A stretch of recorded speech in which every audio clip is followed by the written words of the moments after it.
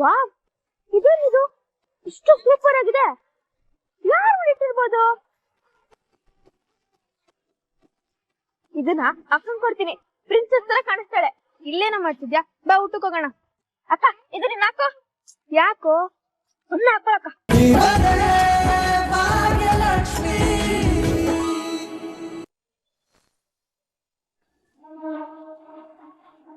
ಏನಾಯ್ತಕ್ಕ? ಗೊತ್ತಿಲ್ಲ ಕಣೆ ಪೂಜಾ, ಅಮ್ಮ ಫೋನ್ ಮಾಡಿದ್ಲು. ತುಂಬಾನೇ ಗಾಬರಿ ಆಗಿದ್ದಾಳೆ. ಅದೇನೋ ಮನೆ ಮರ್ಯಾದೆ ಎಲ್ಲ ಬೀದಿಗೆ ಬಂತು, ನ್ಯೂಸ್ ಚಾನೆಲ್ ಹಾಕಿ ನೋಡು ಅಂತ ಹೇಳ್ತಿದ್ದಾಳೆ. ಅದಕ್ಕೆ ಅದೇನಂತ ಒಂದ್ಸಲ ನೋಡಿ.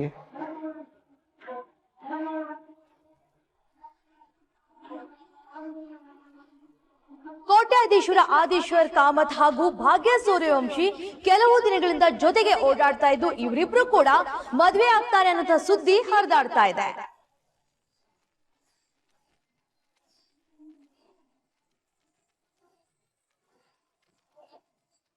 ಗೌರೀಶ್ ಆಕೆ ಅಂತ ಗ್ರೇಟ್ ವ್ಲಾಗರ್ ಹತ್ರ ಬೇಷ್ ಅನ್ಸ್ಕೊಂಡಿರುವಂತಹ ಭಾಗ್ಯ ಈಗ ಆದೀಶ್ವರ್ ಕಾಮತ್ ಅವರ ಜೊತೆ ರಿಲೇಶನ್ಶಿಪ್ ನಲ್ಲಿ ಇದ್ದಾರೆ ಅನ್ನೋಂತಹ ಮಾತು ಹರಿದಾಡ್ತಾ ಇದೆ.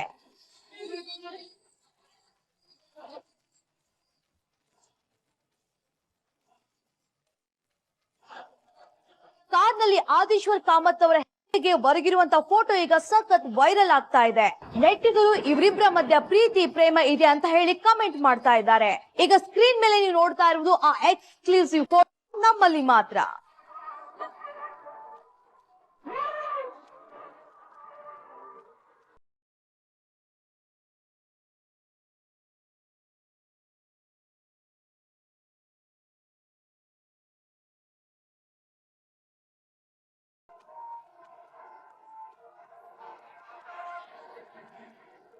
ಶ್ರೇಷ್ಠ, ಇದೆಲ್ಲ ನಿನ್ ಕೆಲ್ಸ ತಾನೆ?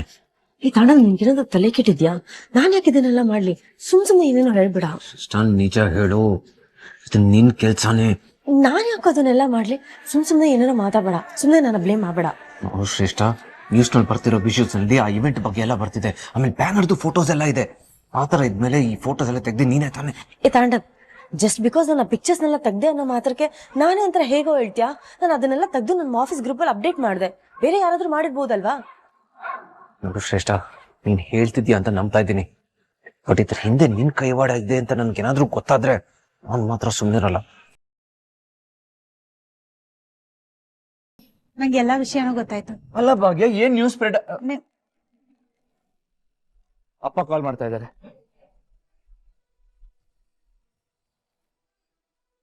ಹಾಪ, ಏನೋ ಇದೆಲ್ಲ? ಅಪ್ಪ ನನಗೂ ಗೊತ್ತಾಗ್ತಾ ಇಲ್ಲ. ನಾನು ಅದೇ ಟೆನ್ಷನ್ ಅಲ್ಲಿ ಇದ್ದೀನಿ. ನೋಡು ಆದಿ, ನೀನೇನು ಅಂತ ನನಗೆ ಚೆನ್ನಾಗಿ ಗೊತ್ತು. ಭಾಗ್ಯ ಏನು ಅಂತ ಇನ್ನೂ ಚೆನ್ನಾಗಿ ಗೊತ್ತು.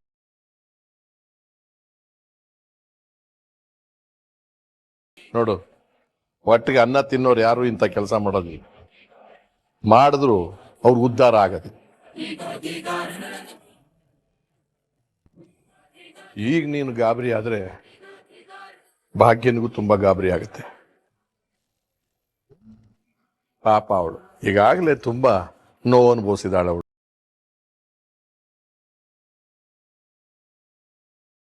ಇದು ಅವಳಿಗೆ ಎಫೆಕ್ಟ್ ಆಗದೆ ಇರೋ ತರ ನೋಡ್ಕೊ.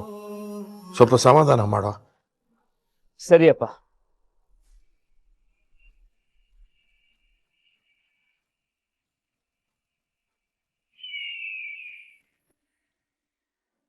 ನೋಡಿ ಅದೇವ್ರೆ, ನಮ್ಮಿಬ್ರು ಮಧ್ಯೆ ಸ್ನೇಹ ಬಿಟ್ಟು ಬೇರೆ ಏನೂ ಇಲ್ಲ ಅನ್ನೋದು ನಿಮ್ಗೂ ಗೊತ್ತು, ನನಗೂ ಗೊತ್ತು, ನಮ್ಮ ಮನೆಯವ್ರು ಎಲ್ರಿಗೂ ಗೊತ್ತು.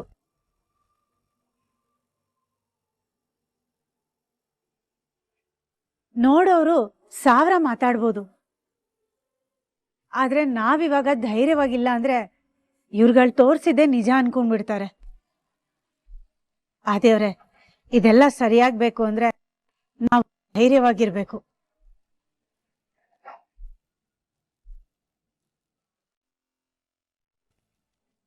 ಅಂಕಲ್, ನನಗ್ ಗೊತ್ತು ನೀವು ತುಂಬಾ ಬೇಜಾರಲ್ಲಿದ್ದೀರಾ ಅಂತ. ಬರ್ತಿರೋ ಮೊದಲೇ ಸಮಸ್ಯೆ ಏನಲ್ಲ ಇದು. ಈ ತರ ತುಂಬಾ ಸಮಸ್ಯೆ ಬಂದ್ ಹೋಗಿದೆ. ಆದ್ರೆ ಇಲ್ಲಿವರೆಗೂ ಅಮ್ಮಂಗ್ ಯಾವ್ದೇ ರೀತಿ ಕಳಂಕ ಬಂದಿಲ್ಲ.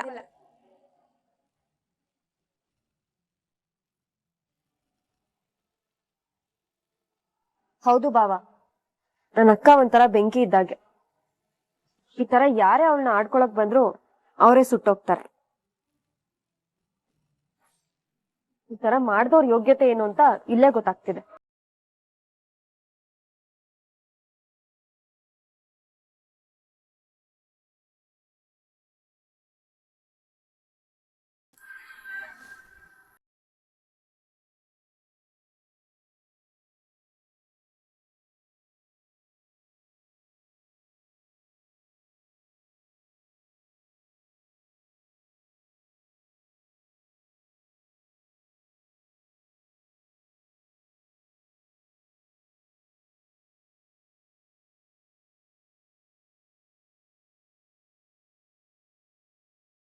ಅದಕ್ಕೆ ನಿಮ್ ಮುಂದೆ ಹೆಮ್ಮೆಯಿಂದ ಒಂದಲ್ಲ ಒಂದಿನ ನಿಂತ್ಕೋತೀನಿ ಅಂತ ಅನ್ಕೋತಿದ್ದೆ.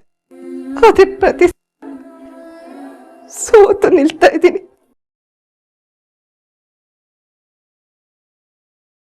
ದಯವಿಟ್ಟು ನನ್ನನ್ನು ಕ್ಷಮಿಸಿ.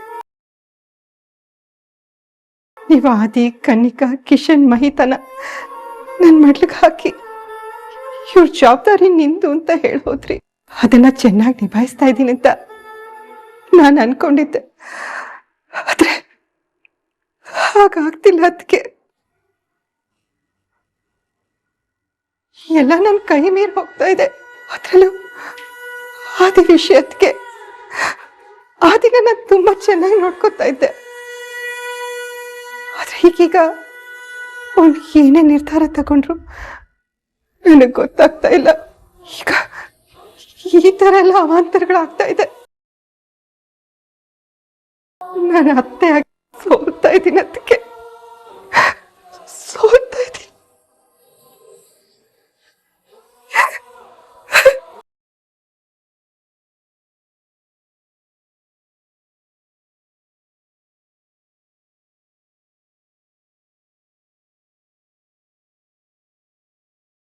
ನೋಡು ಮೀನಾಕ್ಷಿ, ಸುಮ್ನೆ ನೀನು ಏನೇನೋ ಯೋಚನೆ ಮಾಡ್ತಿದ್ಯಾ. ಖಂಡಿತ ನೀನ್ ಸೋಲ್ತಾ ಇಲ್ಲ. ಯಾಕೆ ಏನೇನೋ ಮಾತಾಡ್ತಿದ್ಯಾ? ಇಲ್ಲಣ್ಣ, ನಾನು ಏನೇನೋ ಯೋಚನೆ ಮಾಡ್ತಾ ಇಲ್ಲ, ಇರೋದನ್ನೇ ಹೇಳ್ತಾ ಇದ್ದೆ. ಆದಿ ಎಲ್ಲಿ ನಮ್ ಕೈ ತಪ್ಪ ಹೋಗ್ತಾನೋ ಅಂತ ಭಯ ಆಗ್ತಿದೆ.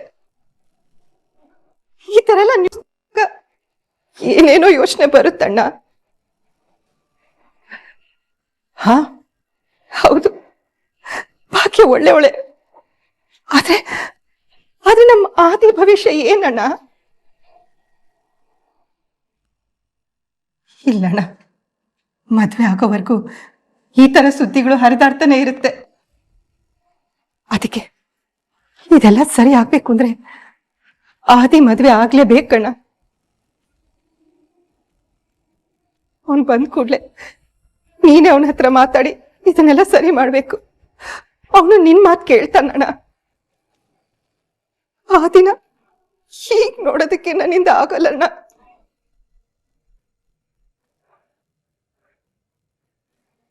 ಸರಿ ಮೀನಾಕ್ಷಿ, ಅವನ್ ಮನೆಗೆ ಬರ್ಲಿ, ನಾನೆಲ್ಲ ಮಾತಾಡ್ತೀನಿ. ಹುಡುಗ ಹುಡುಗಿ ಕರಿತೀನಿ.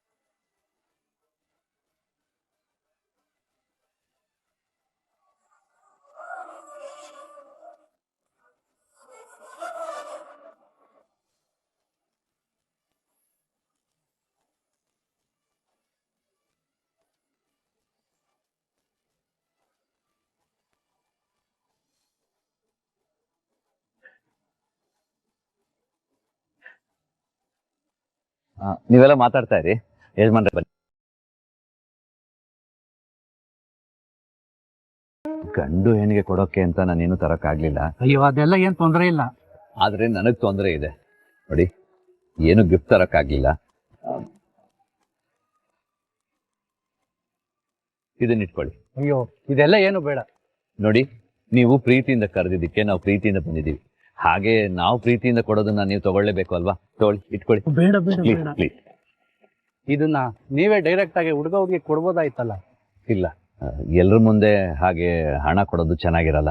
ಸರಿ ಆದಿಯವ್ರೆ, ನಿಮ್ ಋಣನ ಹೇಗ್ ತೀರಿಸ್ಬೇಕು ಅಂತಾನೆ ಗೊತ್ತಾಗ್ತಾ ಇಲ್ಲ. ಅದಕ್ಕೆ ಒಂದು ದಾರಿ ಇದೆ. ಏನ್ ದಾರಿ ಆದಿಯವ್ರೆ? ನೋಡಿ, ನನ್ಗೆ ತುಂಬಾ ಹೊಟ್ಟೆ ಹಸಿವಾಗ್ತಾ ಇದೆ.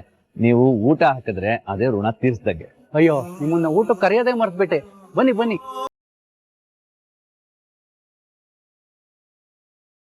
ನೀವು ನಮ್ಮ ಮನೆ ಅತಿಥಿಯಾಗಿ ಬಂದಿದ್ದೀರಾ, ನಿಮ್ಗೋಸ್ಕರ ಸ್ಪೆಷಲ್ ಊಟ ಇದೆ.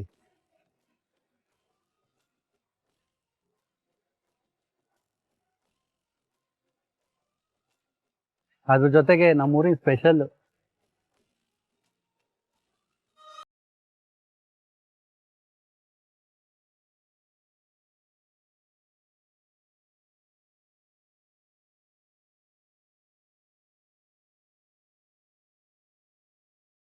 ಅಯ್ಯೋ ಇಲ್ಲ, ಅದೆಲ್ಲ ನನ್ಗೆ ಅಭ್ಯಾಸ ಇಲ್ಲ.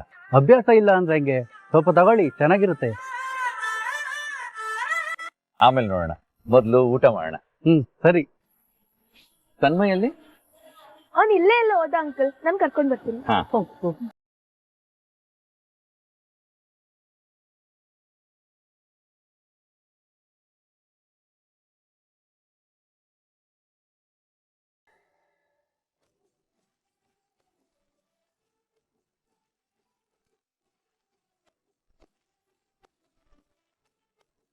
ವಾವ್, ಇದೇನಿದು ಇಷ್ಟು ಸೂಪರ್ ಆಗಿದೆ.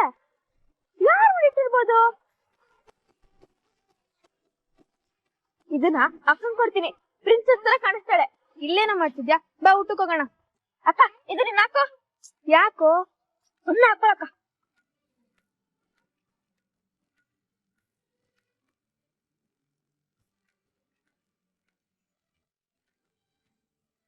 ಅಕ್ಕ ಸೂಪರ್ ಆಗಿ ಕಾಣಿಸ್ತಿದ್ಯಕ್ಕ. ಸೇಮ್ ಡಿಟ್ಟೋ ಪ್ರಿನ್ಸೆಸ್ ತರ ಕಾಣಿಸ್ತಿದ್ಯಾ.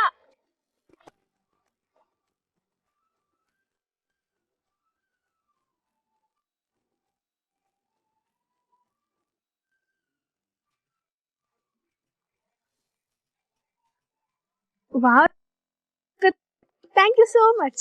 ಊಟಕ್ಕೆ ಹೋಗೋಣ.